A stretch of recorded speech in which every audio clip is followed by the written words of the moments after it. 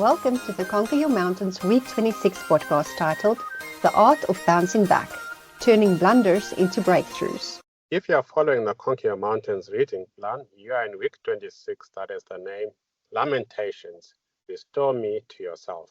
My name is Amidst Witt, and I am the senior editor at Luca, the faith and inspiration imprint of Penguin Random House South Africa. And I am Mandla Moyo, the author of an inspirational book called Conquer Your Mountains, as well as a science fiction book called The Fallen Angel. Mandla, give me a few examples of where you've done something, I don't want to say dumb, but perhaps you could have done it better. So in this episode, we're talking about the art of bouncing back. I haven't always bounced back when I've made a blunder. One of my early memories was at a school concert.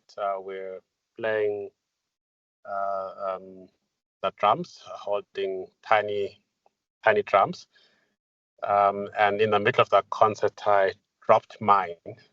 And that obviously disturbed the whole routine. We carried on though, but I could see a lot of chuckles in the audience. And then I've had many moments where like I'll go around hunting for my keys. Worst is if you're driving and you're like, where are my car keys? And yet you're driving. That can be embarrassing. And in the work perspective, I once arrived late to work. And when I say late, it was my first formal job. It was at the beginning of the year, and because I wasn't accustomed to this thing that you must go to work even when there's school holidays, I got to my first day of work about 3 days later. Oh. I was like, I didn't realize it started already. So I eventually recovered from that and ultimately became a director at that company. But wow. I started off on the wrong foot. So what does your book Conquer Your Mountains say about how to navigate when we commit foolishness according to ourselves? Foolishness is inevitable, and my book talks about how you can find wisdom even in the middle of your missteps. Week 26 says, we've all done dumb things. For me, it's a daily to weekly occurrence at times. Perhaps you have backed yourself into a corner while thinking you were doing the right thing. Perhaps you drove off a cliff thinking you still had more road to complete what you started. Wisdom, creativity, and knowledge are our goals, but how do we attain them? I like that, actually. It sounds like you're saying that we can grow tremendously from the wrong turns that we perhaps take sometimes. Yes, I think taking wrong turns is a moment to see where we can grow.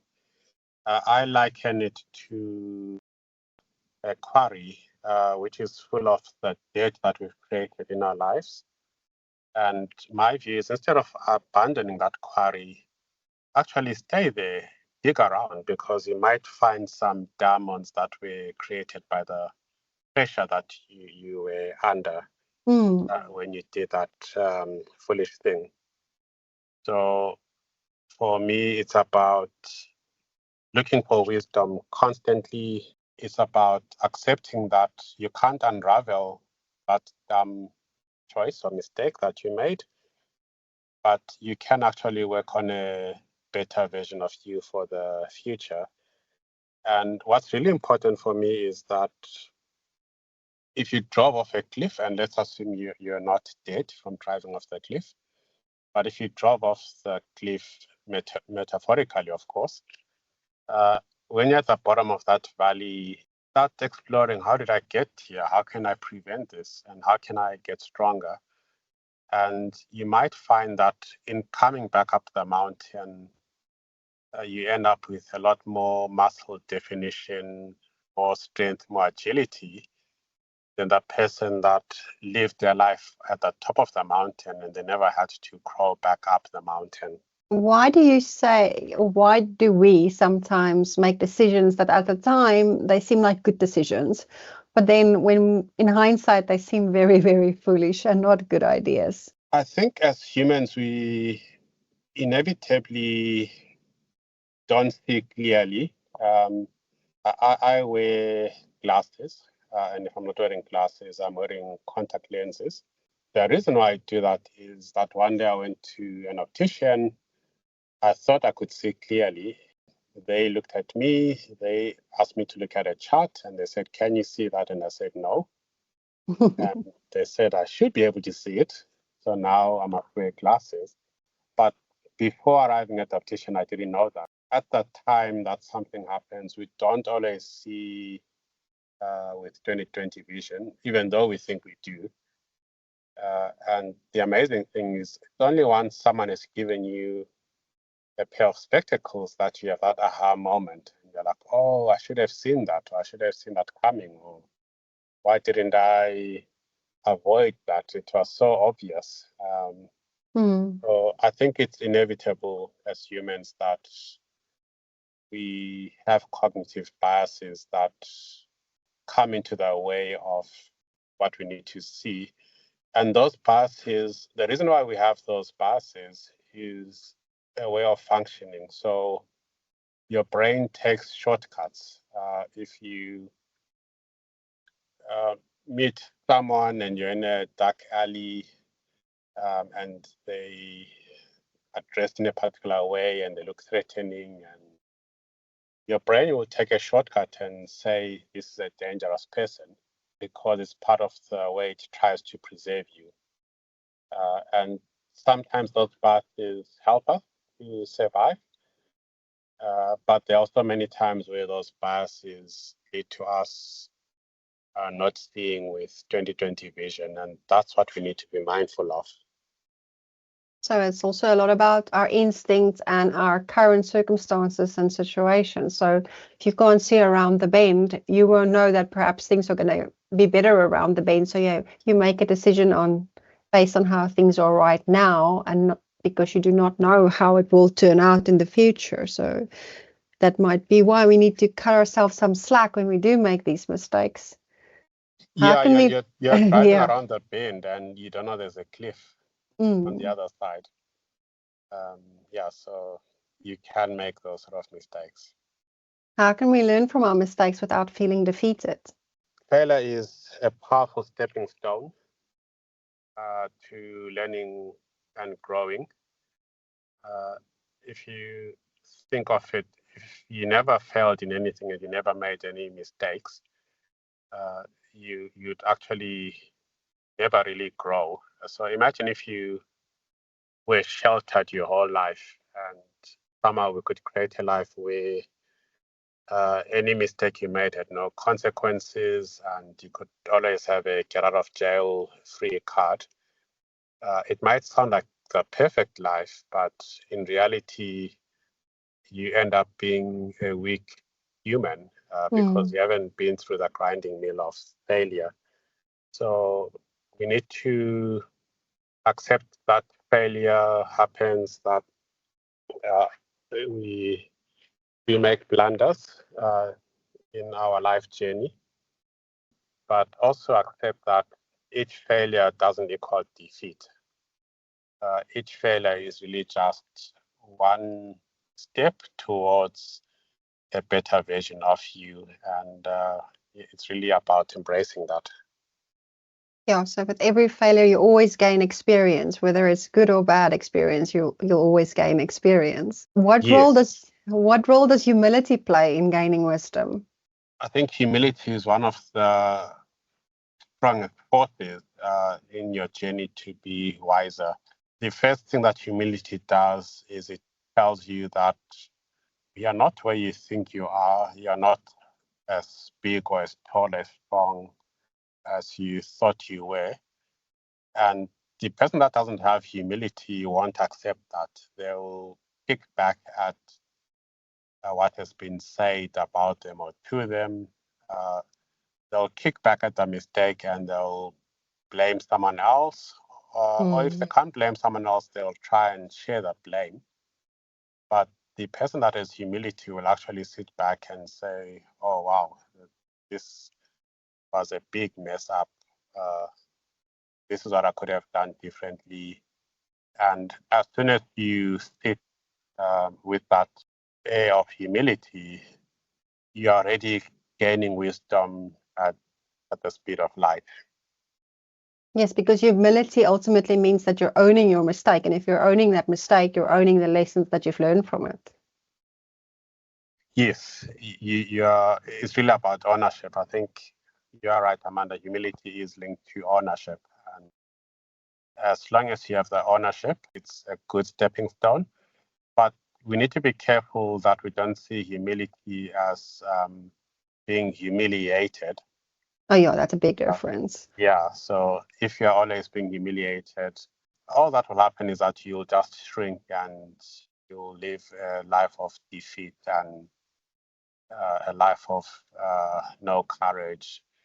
So accept humility, but if it's humiliation, I think sometimes you need to say, hey, something happened there, but these are the real reasons.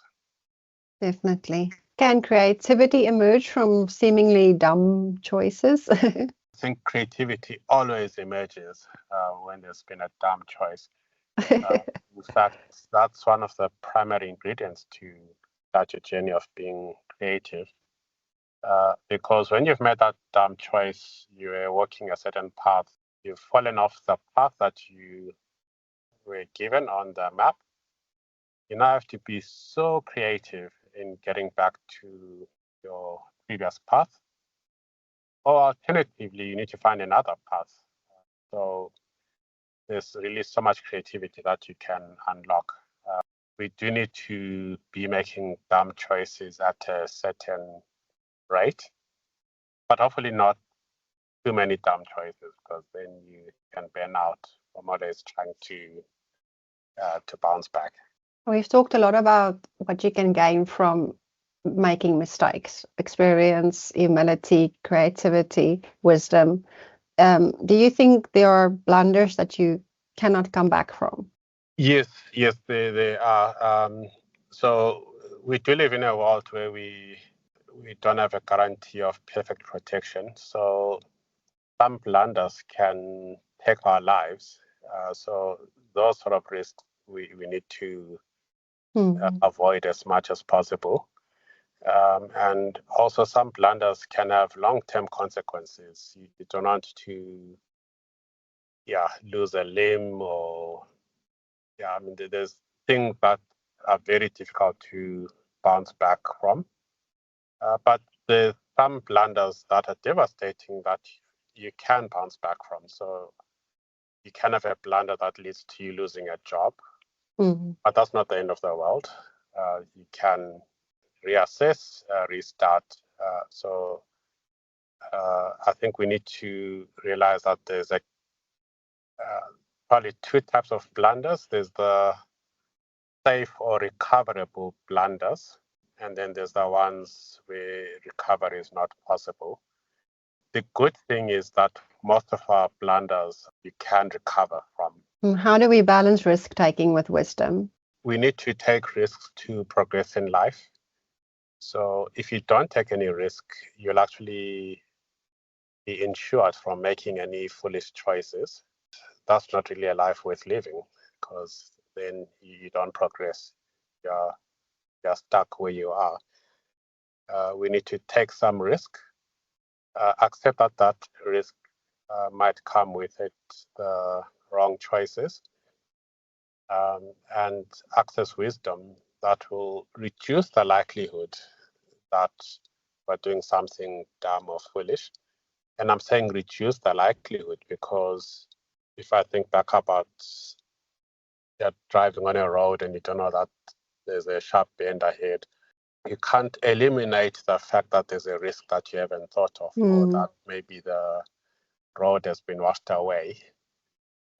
But by speaking to people, by using a satellite navigation system, just metaphorically speaking, you can arm yourself with more information that will hopefully keep you on the side of being safe. Yes. So you would say you need knowledge or wisdom to avoid making foolish choices? You need both. It's not knowledge or wisdom. I think you need lots of knowledge. Knowledge that's not applied remains knowledge. So wisdom, Absolutely. join it, because what wisdom does is it helps you navigate life. So before you make a choice, gather as much information on it as possible and apply it to make more successful choices in life. In closing, how can faith or spirituality guide us when we feel lost? For me, faith and spirituality has always been a powerful bedrock. Some people see faith as a crutch. So often, if you live a life of faith, people assume that it's because of a particular weakness. But faith is actually a place of strength, because with faith, the good thing about faith is when something goes wrong, you always have a hope that there's a better future. And it's not a misguided hope. It's not a hope that is just there to make you feel good. When I look back on my life, in many cases, that hope has come to fruition in terms of dreams fulfilled. We just don't always know in what way the dreams will be fulfilled. And sometimes when those dreams are fulfilled, they look different from what we imagined. But ultimately, faith keeps you hopeful. It keeps you on a road of leaning towards making wise choices. It also gives you a buffer when you do make those unwise choices. It gives you a landing board to bounce back. That was beautiful. Thank you so much, Dr. Mandla. Appreciate that wise last bit that you just gave us there. Was really, really powerful. Thank you so much. Thanks, Amanda. And yeah, as always, it's been delightful talking to you, and yeah, for all the knowledge we've gained in this session.